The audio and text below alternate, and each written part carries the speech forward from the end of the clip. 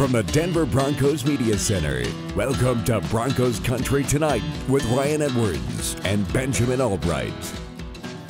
Welcome to Broncos Country Tonight as we continue to break down the AFC West in light of the Broncos acquiring Russell Wilson, and now more changes have happened. The Kansas City Chiefs now moving on from Tyreek Hill, traded to the Miami Dolphins. They add back Marquez Valdes-Scantling on a 3-year contract, but there's nobody that's going to make the same argument that those receivers are in the same ballpark as far as overall talent. I think that you really are leaning on the fact that Patrick Mahomes is the unbelievable quarterback that he is. I think it's kind of interesting, though, as we take a look at the division here, and they did this kind of exercise on ESPN where they kind of ranked not only the offenses for each team in the AFC West, but they also ranked the defenses for each team in the AFC West. So I kind of thought it'd be kind of fun to go over that with you a little bit. So starting on the offensive side of the ball, how would you rank those offenses in the AFC West? Well, that's the toughest thing to do. I think most people would have the question marks on the defense, but I think the question marks are on the offense because you've got all new receivers in Kansas City. You've got a Chargers team that probably has the most continuity, but a suspect offensive line. The Broncos have added a quarterback, and the Raiders have changed their whole philosophy with a new coach. So if I'm looking at this, I think you got to kind of go by the quarterback. And I think you have to rank Pat Mahomes as the best quarterback, and ipso facto, the top offense is probably Kansas City. Even though they have the speed that they have now without Tyreek Hill is mostly straight line speed with Valdes-Scantling and Mecole Hardman.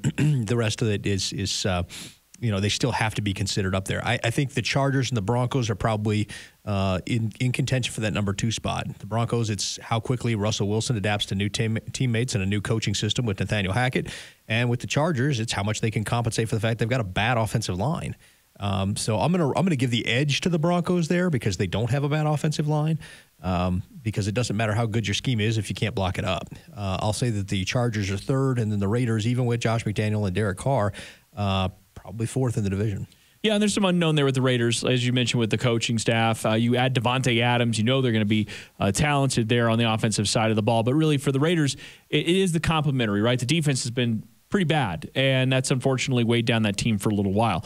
And I'm mostly in agreement. I think that we're sort of giving the Chiefs the benefit of the doubt. This isn't supposed to be like an anti-Chiefs conversation. They were giving the Chiefs the benefit of the doubt because of Mahomes.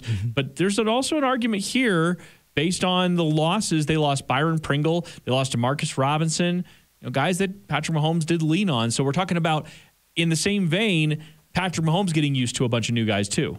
Yeah, but we've seen, his ability to kind of just, get out there and show guys and be able to do that. So I have a little bit more faith in that. And for me, I'm always going to, before I dethrone somebody, they've got to be dethroned. You know what I mean? So I think for me, I think that's the main thing is that I need to see Pat Mahomes knocked off that pedestal before I take him off the pedestal. All right, so let's go to the defensive side now. And this is something that I don't think we've done very much, at least not on the radio show. We talked about the offenses, right? It's very easy to talk about the 4 starting quarterbacks. But on the defensive side of the ball, we have a lot of pass rush talent. The Chargers, of course, have been loading up here. They adding J.C. Jackson on the back end. The Broncos adding defensive line help. Same thing with the Chargers. The Raiders have added some talent. The Chiefs have been the only team that really haven't done a lot on the defense other than Justin Reed, but that was a swap for Tyrann Mathieu. So where we look right now, how would you rank these defenses? I think you got to put the Broncos at the top of the list. Again, I think somebody has to be knocked off the pedestal before you take them off the pedestal.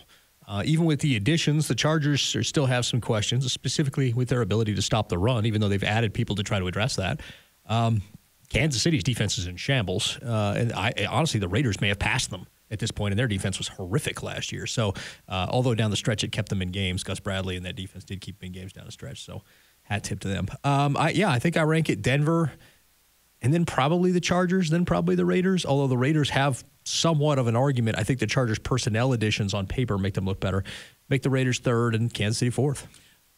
It's hard for me to disagree. I think that the Broncos' defense is going to continue to be good. I think the intent of bringing Ejiro Evero here to work with this defense and have some continuity there, at least from schematic standpoint and from coaching, right? You sort of think that that's a little bit of why you're building on that. You're not doing a full reset on the defense, and you've obviously improved on the offense. Once again, for the Denver Broncos, and I think that this bears repeating basically as many times as we possibly can, it is about complementary football to a point. Now, they have multiple ways to win, something they haven't had for a long time. They used to have to rely on complementary football to do anything. It didn't matter the opponent. They had to win in all 3 phases or be like no mistakes in all 3 phases to even have a chance in a game.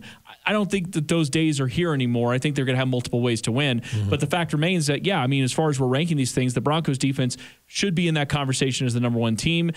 ESPN in that exercise did have them as the top defense. They had the Broncos as third on offense. Okay. Well, that's interesting. So we'll Chargers second. Right. We'll see how all that plays out. But I mean, you look at the way that this division is shaking out with the additions. Actually, I got that wrong. It was Chargers 1, if I remember. It was Defense. Raiders 2, and it was Chiefs last. On defense? Offense. Okay. They're the Chiefs last on offense? Yeah. That's weird. Get some clicks. Okay. Yeah. About that. Well, but I mean, again, you also look at it from the side of okay, the talent they've lost.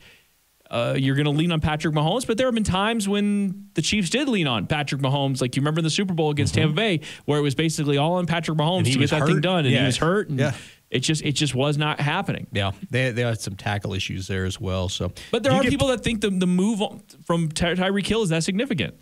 I don't think it. I mean, Tyreek Hill's is kind of a transcendent player, a transcendent athlete, and he creates changes to the way you have to defend that offense. But at the end of the day, Patrick Mahomes is the engine. Tyreek Hill's the paint job.